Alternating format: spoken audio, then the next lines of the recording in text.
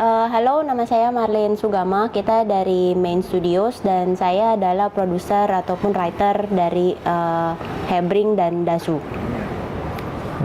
Halo, nama saya Andi Martin. Saya co-founder dari Main Studios dan pencipta karakter si Hebring. Peran saya di sini sebagai creative director.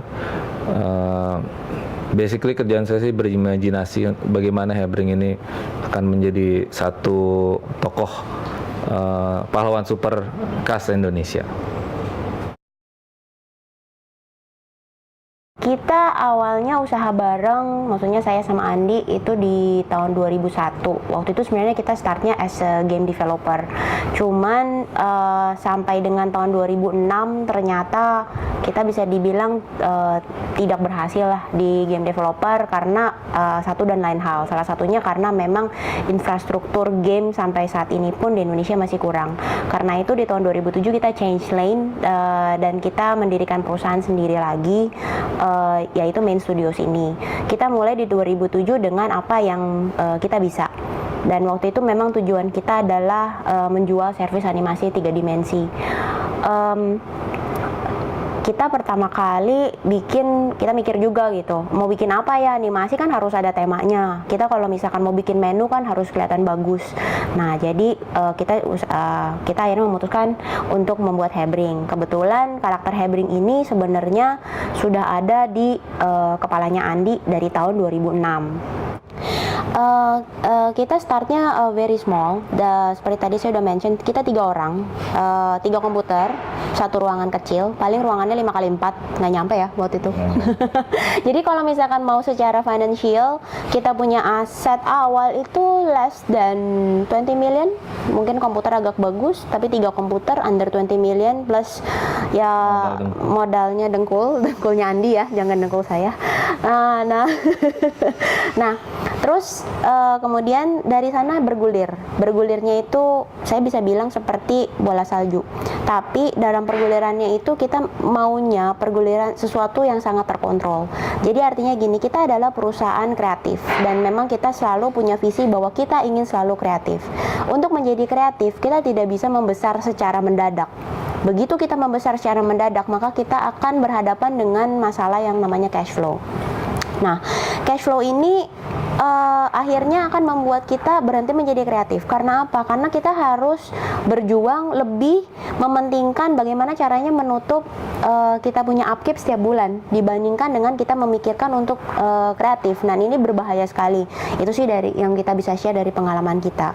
Dan untuk kedepannya, kalau misalkan bagi mungkin entrepreneur yang baru atau mungkin berminat untuk bikin studio animasi, kita sih pada basicnya welcome banget kalau misalkan ada pemain baru, karena biar gimana sebuah industri itu akan terjadi kalau sudah cukup jumlah perusahaan yang bergerak di bidang yang sama, maka itu akan bisa diakui sebagai sebuah industri oleh pemerintah. Saat ini animasi belum diakui sebagai industri karena memang jumlah pemainnya kurang. Jadi memang kalau untuk pemain baru kita akan senang, akan welcome. Dan saat ini sih kompetisinya masih belum ada kompetisi ya, karena memang pemainnya masih sedikit, kuenya masih gede banget. Yang jadi masalah adalah, mungkin bukan masalah ya, mungkin sebuah challenge, yaitu kalau misalkan kita mau start sesuatu, apalagi start sesuatu di environment atau di ekosistem yang benar-benar baru, jangan berusaha sendiri. Itu yang kita rasain, karena walaupun tim kita kecil di dalam, tapi kita partnership dengan maksudnya strategic partnership itu dengan banyak perusahaan. Salah satu contohnya, kita sebagai studio animasi mungkin udah banyak menang kompetisi, tapi itu nggak bisa membuat kita menjadi, oh saya paling bagus di Indonesia, saya paling bagus untuk animasinya karena saya sudah banyak award. Itu hanya menjadi satu bahan tolak ukur aja orang melihat kita. Kan nggak bisa dong kita bilang bagus, maksudnya bagus itu kan subjektif. Bisa saya bilang bagus, mungkin ada orang lain bilang jelek. Nah, untuk kompetisi itu hanya mengofisialkan hal tersebut. Tapi tetap kita punya banyak kekurangan. Satu, untuk art asset tentunya pasti lebih banyak yang lebih bagus dari kita. Makanya kita partneran dengan Stellar Studio. di Pondok Indah. Mereka tadinya Imaginary Friends Studio. Sejak dipegang sama mereka, semua konsep Art Hebring itu berubah total, dan kita melihat bukan berubah total bentuknya, tapi feel-nya semuanya tuh dapat, karena mereka menguasai sekali bagaimana cara membuat ambience, bagaimana cara membuat satu karakter itu jadi ikonik, bagaimana proporsinya dan lain-lain, dan itu tidak dikuasai oleh animator.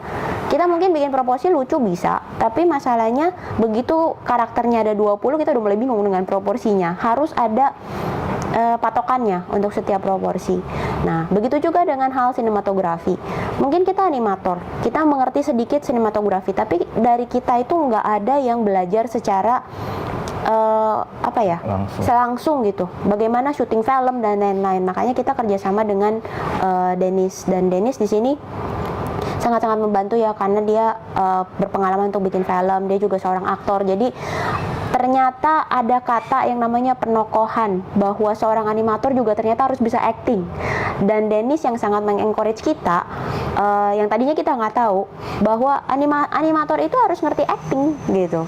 Animator itu harus bisa masuk ke dalam karakter, dan animator juga harus bisa berfungsi sebagai sutradara untuk menentukan semua adegan. Jadi ada penokohan, ada pengadeganan. Nah, itu semua masukan dari Dennis. Nah, kalau saya bilang, makanya partnership itu jangan takut berpartner dengan orang lain. Itu cara kita, hanya cari aja partner yang mungkin satu visi, termasuk juga dengan investor. Jangan takut dengan investor, kita open aja untuk partnership. We are still small, dan kalau kita mau grow, kita butuh orang lain.